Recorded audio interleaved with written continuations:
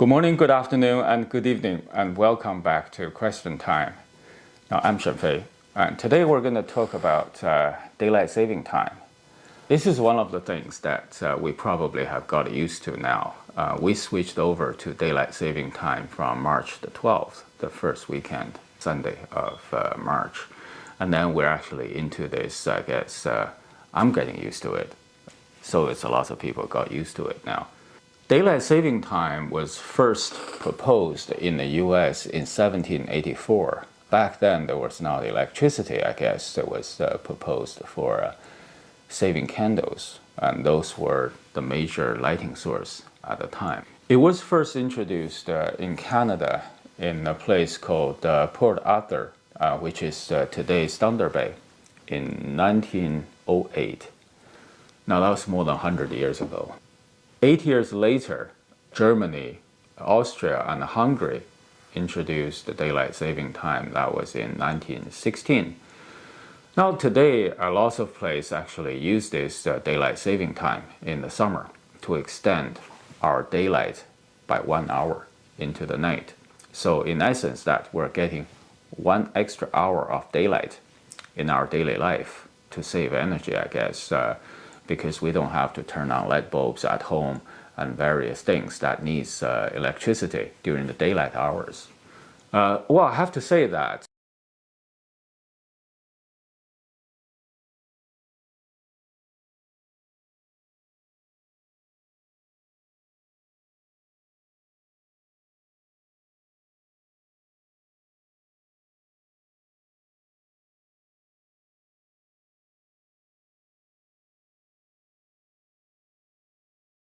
today, more countries do not use daylight saving time than the countries actually do.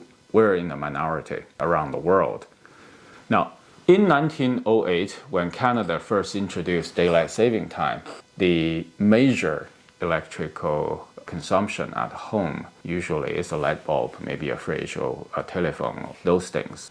So 1 hour of daylight would give us quite a saving in terms of lighting cost. But today, our life is much more complex, significantly improved, and energy consumptions are everywhere. Whether we are actually having a saving or actually extra cost for that 1 hour of extra daylight is the question we're trying to find the answer here.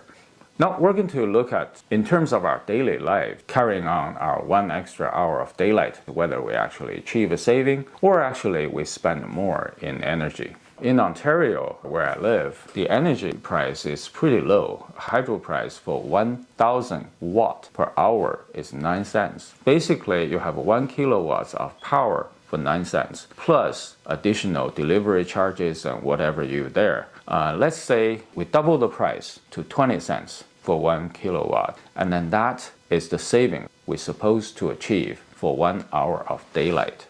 On the other hand, for 1 hour of daylight, we're not sitting around doing nothing. We use a couple of pretty simple examples to see whether we're actually saving or spending more for that 1 hour of daylight. We all know that during the day, people drive a lot. And at night, the highways and small roads are significantly quieter because that people don't like to drive in the nighttime. 1 hour of daylight would give us more time to drive. Either you go places, seeing sceneries, visiting friends, or you're on the road, burning gas. Say an economical car, we're driving 35 miles per gallon for an hour of driving in town. 1 gallon of gas costs nowadays $6, $4, maybe average $5.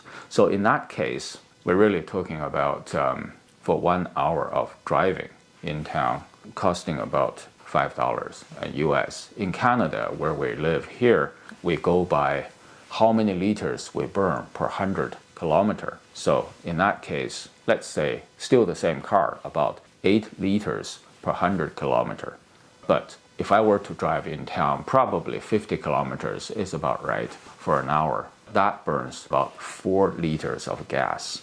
Our local price for that 4 liter of gas is around $6 plus. Okay, so in that case, it's about $6 Canadian.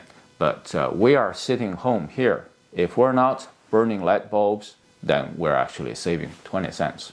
So $6 versus 20 cents we're spending more here versus the savings. The saving is pretty much fixed. You have your light bulbs, you have your what at home, right? But we're actually spending $5 if we were to drive an hour in daylight. Now if we are on the lake, we're taking our boat out for fun. Say my boat burns 5 gallons per hour. That's a lot of gas. But my mechanic tells me, no, that's a very economical engine. It's very fuel efficient. I said, why? He says, oh yeah, you would have to overcome much more resistance pushing a boat through water than you would pushing a car through air. So you burn more gas. Besides, a boat is much, much heavier than a car. So yeah, you burn more gas. And if it's not for those new technologies in the engine, you wouldn't burn 5 gallons, you would be more. So that's a wonderful engine, very fuel efficient. I said, oh, okay, that's fine, but still, I'm only saving 20 cents at home.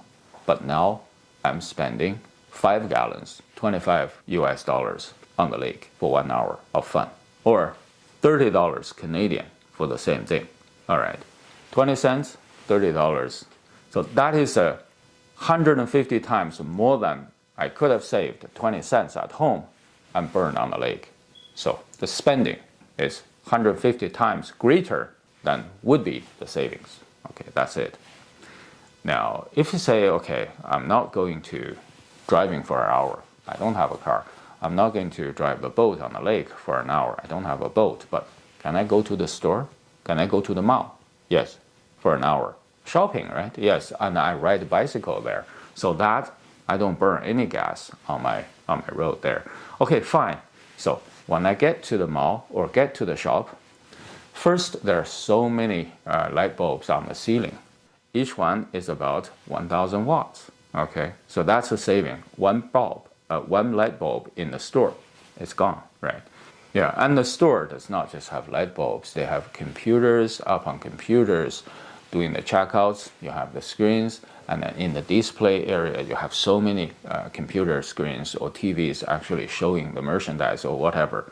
So all these are electricity, and never mind the air handling, air conditioning, cooling, and everything else, mechanical, electrical running.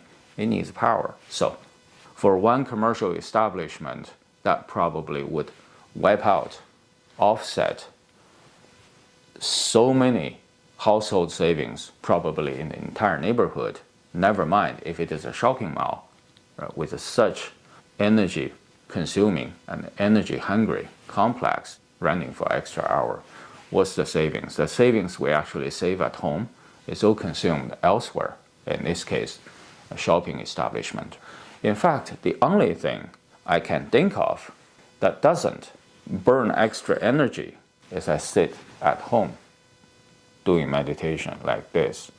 And only that I get the savings, nothing else. Even if I go to the backyard doing barbecues, then barbecues I will be burning some gas, natural gas or electrical grill. Yes, that's energy. Never mind if I were to heat the swimming pool, how much of energy that extra hour of heating would be, right? That's really a lot. So either way you look at it, this daylight saving time, whether it is really a saving time or a daylight spending time, is actually a spending thing. I'm scratching my head. I can't find savings anywhere compared to 1 daylight hours I would have spent or I would have consumed in that hour versus the 20 cents saving I get at home. But either way, if you know the answer, you let me know in the comments. Or if you know why the daylight saving time is called the daylight saving time. Maybe in 1908 it was the case. We really have savings for that, extending the 1 hour of daylight. But today, everyday life consumes so much energy and in so many different ways and in so large quantity. Probably we should call it daylight spending time. And why do we still call it daylight saving time? I don't know. Please let me know. Now that's my question about daylight saving time. If you like the video, please like, share, and subscribe. Until next time, this is Shenfei signing off. Ciao.